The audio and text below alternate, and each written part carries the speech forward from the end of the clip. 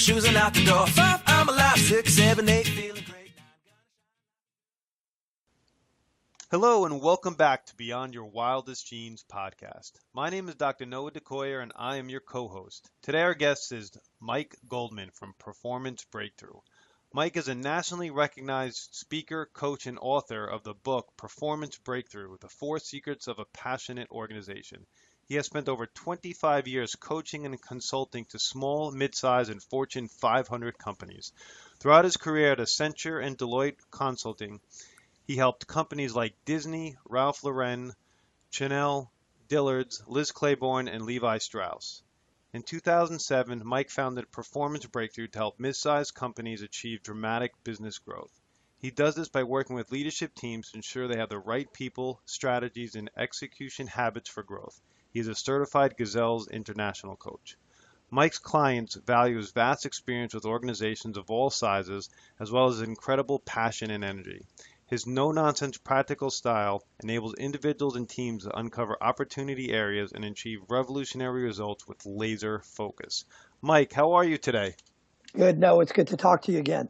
Great. You know, the first question that we ask all our podcast guests is tell us your journey. How did Mike become Mike?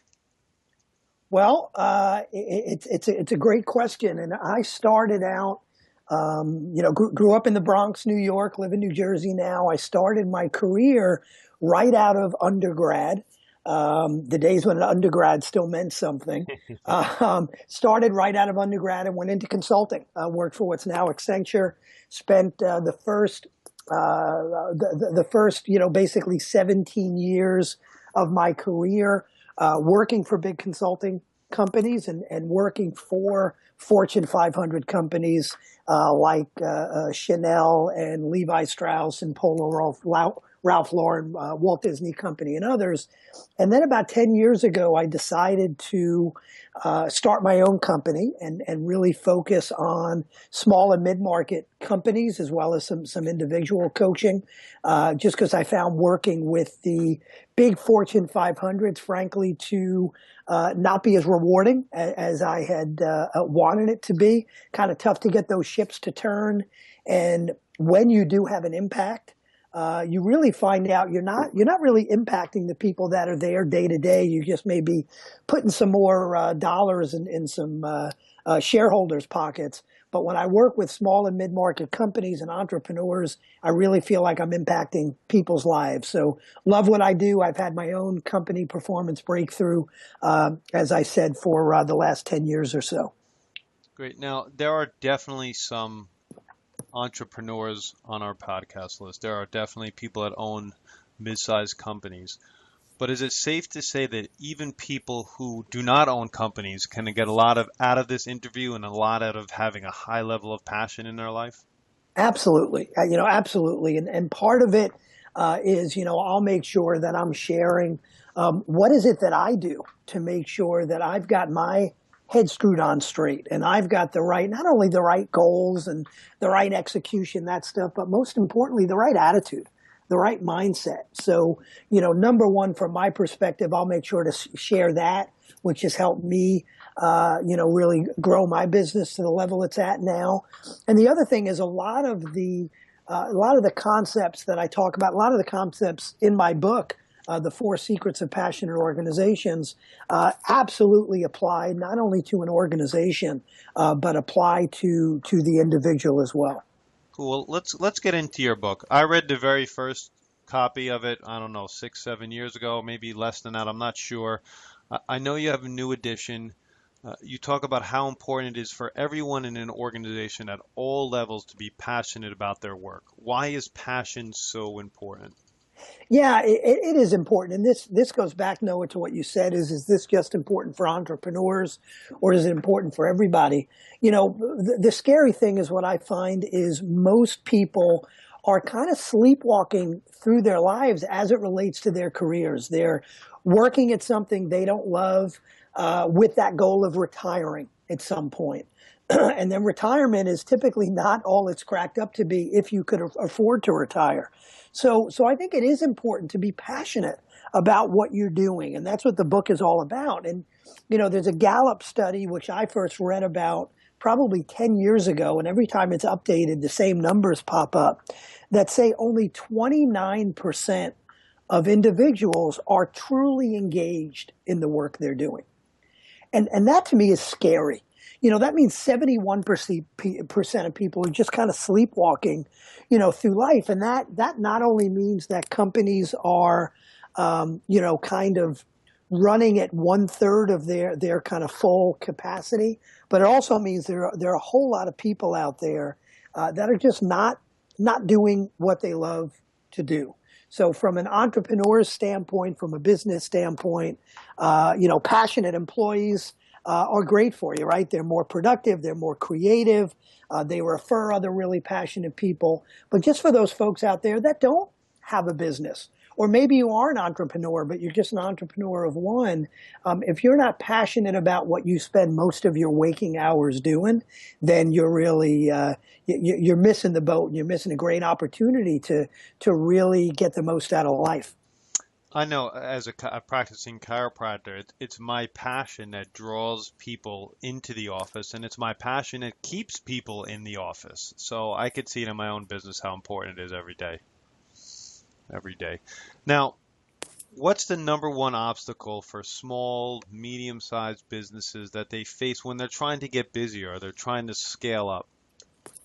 Yeah, it really comes down to people. I mean, when you think about business, and I did taught a class, not a whole class, but a session of an MBA entrepreneurship class, and they're spending all day every day thinking about strategy. Everybody thinks strategy is so important. What's the right product or service, and what's the right geography, and what's my value proposition, and they're reading strategy books, but I got to tell you, culture eats strategy for breakfast. A real smart guy before me named Peter Drucker said that, and I love that quote. Culture eats strategy for breakfast. You can't have an incredible company without incredible people. You could have a great strategy. If you don't have the right people that are passionate, that have the right skills, that are executing with accountability. If you don't have the right people to execute that strategy, then you can have a great strategy, but you're going to fail. If you have a mediocre strategy, but you've got the right people, then you're going to blow away your competition. And there's a great book out there. And if you have anything to do with business and you haven't read this book, shame on you, go read it. And it's called Good to Great by a guy named Jim Collins. I look at that as kind of the Bible of business books. So right after you read mine, go read his. But Jim talks about getting the right people on the bus. He says, when it comes to business, first who, then what. And what that means is before you get mired in what you're going to do and what your strategy is, think of your who. Who are the right folks to get on that bus, to go on this journey with you? When I start working with a business, I typically start them out with a question. I say, when you think about the people in your organization, would you enthusiastically rehire everyone on your team? And when I ask that question, and then there's typically a real uncomfortable silence because they wouldn't do that. And that is a really important part of what we do in business. And even if you don't own your own business, think about your team. And are you on a team of people you would enthusiastically rehire, whether you're the boss or not? Another great thing, and again, this is about the major obstacle being people. I don't know how many of you have ever shopped in the Container Store, but it's a wonderful place to shop. The business has been great for a number of years. The founder and CEO's name is Tip Kindle. And Tip's first principle of doing business is called 1=3. And what that means is one high performer equals 3 mediocre performers. Think about that. One high performer equals 3 mediocre performers. If you believe that, most companies that I communicate that to, they say, well, our high performers are typically worth more than 3 mediocre performers. So that's kind of conservative. But if you believe that's the case, then that ought to tell you how important it is for you as an individual to be in the right place where you could really use your talents and strengths. And if you do own a business or you do hire people, how important it is to hire the right folks. And one last thing I'll say about that, the Container Store, it's a retailer. And when you think about most retailers, it's a lot of part-time folks. It's not a lot of real, they're not looking for the super college graduates to come in. They're just looking for people to come in and get the job done. Well, Container Store hires 3% of all of their applicants. That's not a retailer. That's an Ivy League school. The average retailer does about 8 hours of training for a new associate. The Container Store does about 240 hours of training, 30 times. So that tells you how important it is to them that they have the right people. And that's the biggest obstacles. People are so focused on strategy and other things. Number one, got to have the right people. Couldn't agree more. Now, you mentioned strengths. Do you have any suggestions on how a person goes about finding out what their greatest strengths are? Yeah, and it's an interesting question because there's two ways to look at your passion. And there are, the real direct answer to your question is there are tools out there. Strengths Finder is one. And if you buy the book Strengths Finder 2.0, or you go to strengthsfinder.com, you'll see it out there. There are a number of different assessments that'll help you figure out where your strengths are. But the interesting thing is, and I struggle with this, I've got, a son who's 21 and a daughter who's 19 in college, and I want them to follow their passion. Hey, it's about what I do is follow my passion. But I think the thing we struggle with, and I just saw it, I wish I remembered the guy's name, but he's got a video called Deep Work out there. And I think there's a book called Deep Work. And if I remember the name before the end of this interview, I'll say it. Mm-hmm. But I watched a great TED Talk video of this guy. And what he talked about is, and it's what I struggle over is, especially for young folks, do you follow your passion? And it sounds like, especially for a guy that wrote a book called The 4 Secrets of Passionate Organizations, you think I'd say follow your passion. But the problem is, for most people, especially young folks, they don't know what their passion is. And if they do know what their passion is, it may not be something, let's be honest, it may not be something that they can make a living at right away. I absolutely work at what I do every day. I am passionate about this every day. But you know what? I just turned 50 a few months ago. I can't say from the time I was 23 years old, I was passionate about what I was doing. So I'm not necessarily saying don't follow your passion. Yes, if you can move forward on something you're passionate about, go do it. But there is something to be said about becoming more passionate about what you're doing. And part of that is becoming great at what you do.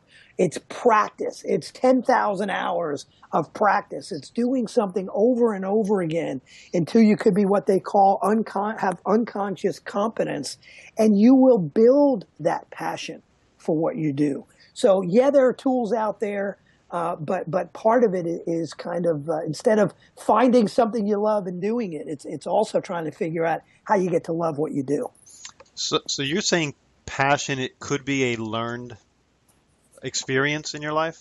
Absolutely. I'm incredibly passionate about what I do. I don't know that I would have been able to, number one, I don't know that I had the passion for this when I was 25 or 30. Number two, even if I had the passion for it, I couldn't have made, until I had some more gray hairs on my head, I couldn't have made a living doing this. And that's not to say you're going to wait till you're 50 to do something you're passionate about. But it just says, that sometimes this new wisdom of don't do anything you're not passionate about and find something you're passionate about and then go do it. That's great if you can do it. But it could also get you in a boatload of trouble of waiting around to make money at something you're passionate about. And the food stamps are only going to last so long if you can't find that. So I do think you can learn it. Doesn't mean you can take something you hate to do and become passionate about it. But if you can take something that you've got a talent for, something you enjoy doing, you may not have a big passion for it, but something you have a talent for, and you work your butt off and become great at it, it can absolutely become a passion. It may not always start that way. Some people that might be listening today could be thinking, this is a health podcast. What is a business guy doing on a health podcast? But I'll tell you what, Candace Pert wrote the book Molecules of Emotion years ago. And when you're passionate, you're on fire, you love what you do, you're never healthier than you are in that moment. So teaching passion, Mike, maybe you don't look at it this way, but you're teaching health in a kind of an odd way for sure. No, I absolutely do look at it that way. And I look at it that way not only for my clients, but in a much more personal way.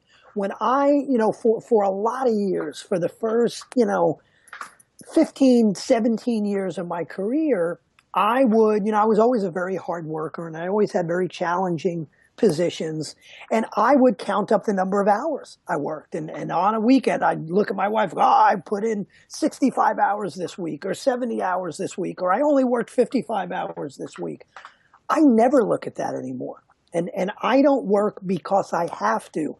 I don't get the laptop out over the weekend and start planning my next presentation or preparing to work with a client because I have to. I do it because I want to.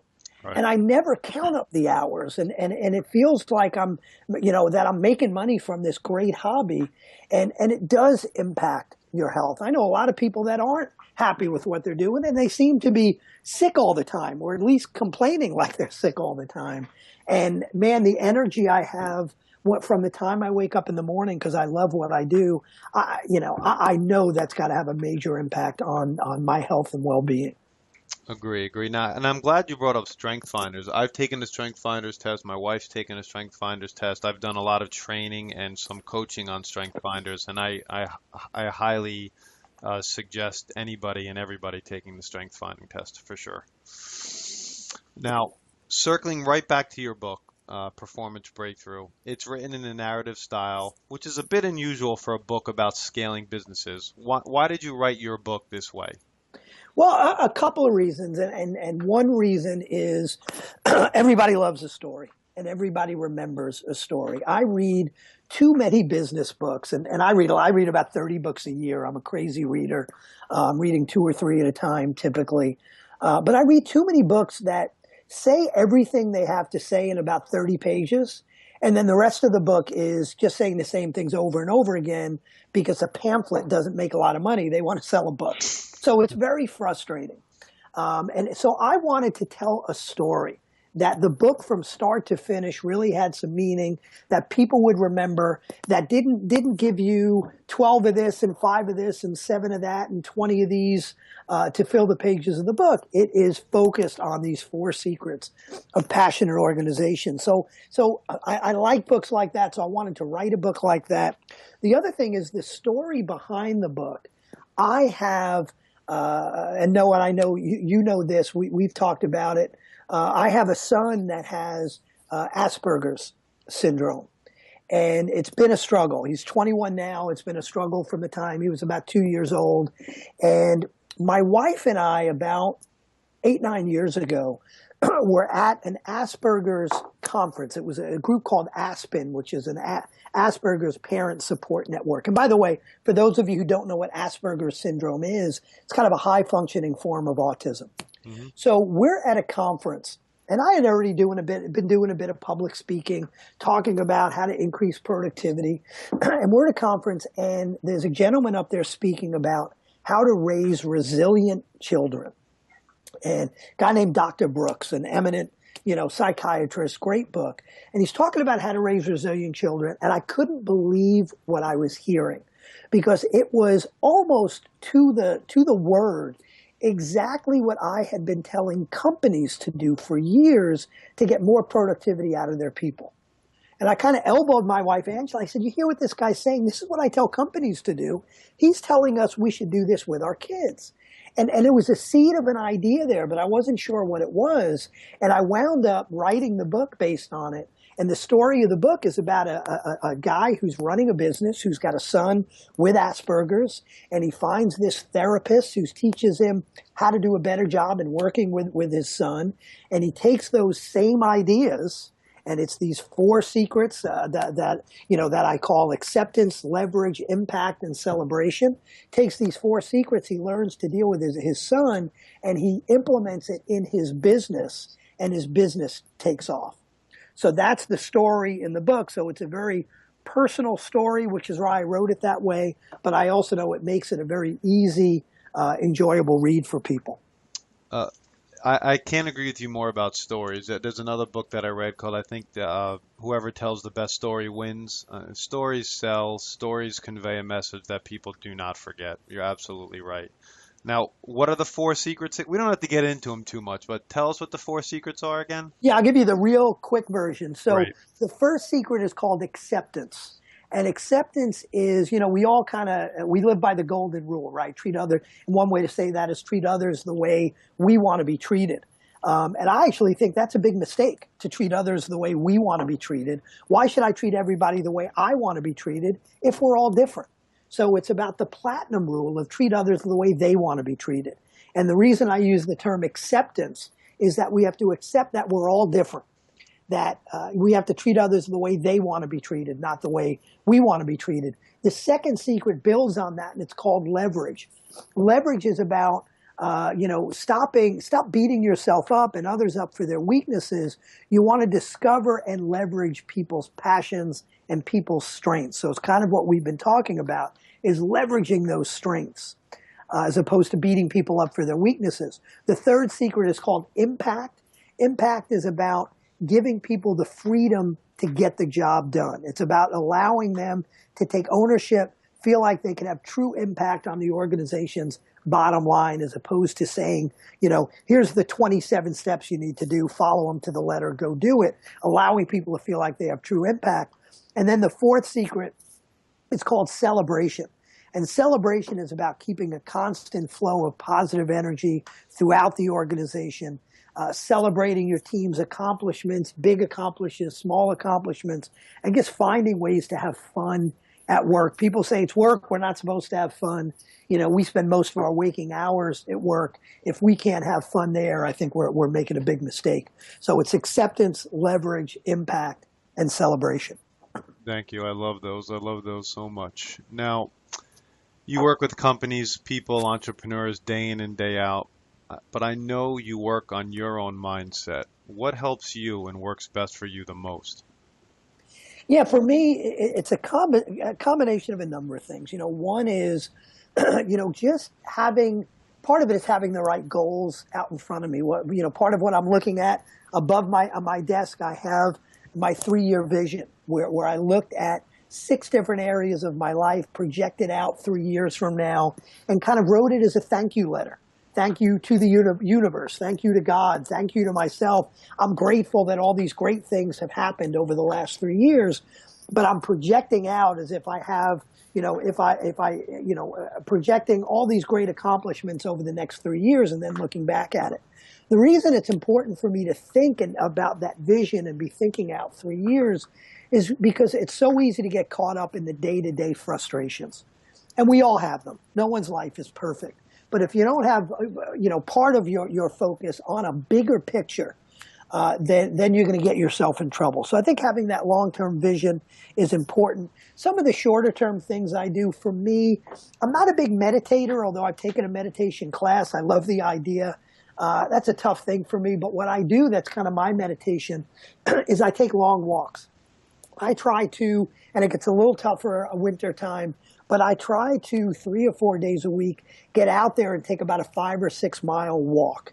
And it just clears my head. Sometimes I'll listen to music or a book. Sometimes just silence clears my head.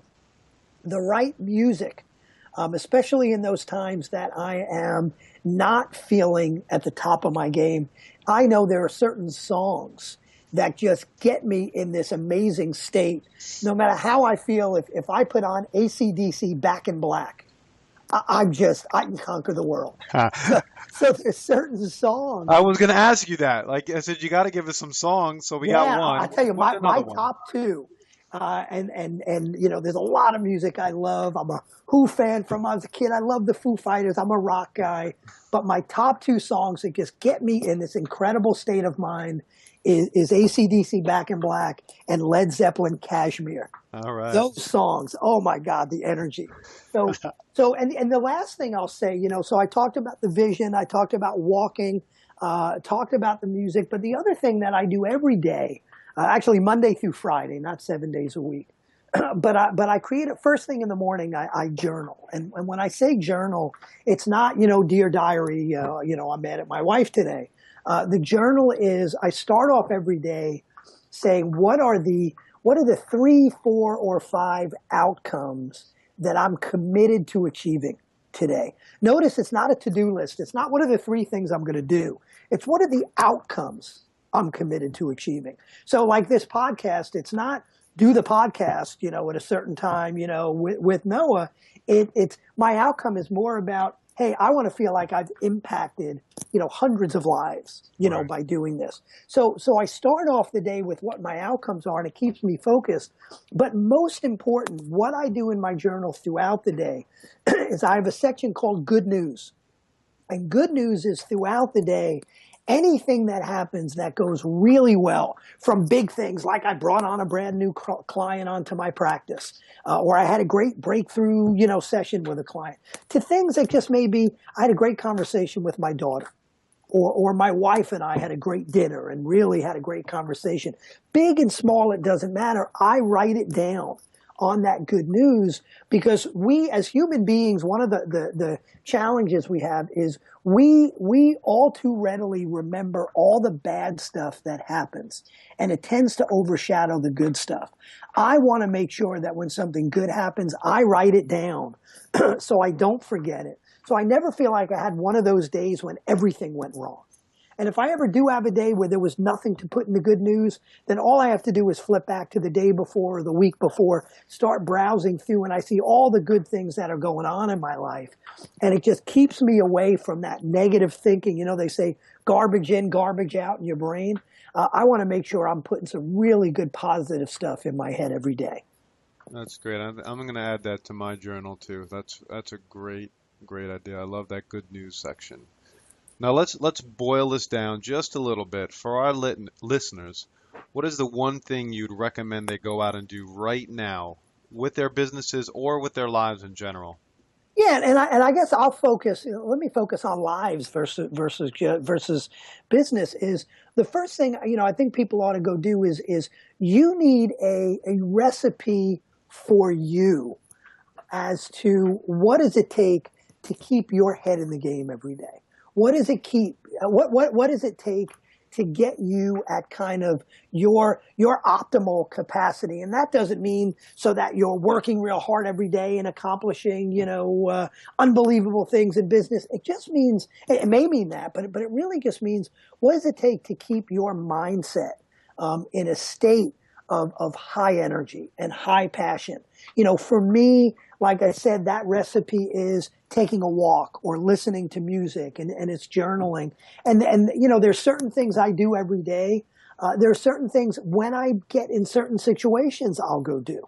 I still, as I said, I've got some challenges with my son and the Asperger's syndrome. And just because I wrote a book about it doesn't mean I'm a model father and do everything right. But I've learned there are times when my mindset is just not in a productive state, and I've got to go take a walk, or I've got to go listen to some music, and I've got to get back in a productive state. I think it'd be great for everybody. And for some people, it may be chiropractic, right? I mean, that's a great thing to do for your mindset. But I think for everybody, it's important not just to have one thing, because I think that's not a recipe for success. What are your 2 or 3 or 4 things that you can do day in and day out to make sure that you've got this passionate, energetic, positive, productive mindset? I'd say over and above everything else, if you can do that, the rest of it becomes a lot easier, because you're in a state of creativity, and the answers to those big life questions or business questions are going to come a hell of a lot easier. Great piece of advice. Mike, we greatly appreciate your time today. If anyone from our audience would like to get in touch with you, what's the best way? Best way is to give you a couple of things. One is to go to my website, which is performance-breakthrough.com, and it talks about some of the work I do there with my clients. You could also buy my book. It's available on Amazon. And again, the name of the book is Performance Breakthrough: The Four Secrets of Passionate Organizations. Great. Any last words, Mike? No, Noah, this was great. I love that you're doing this, for your audience. Keep it up.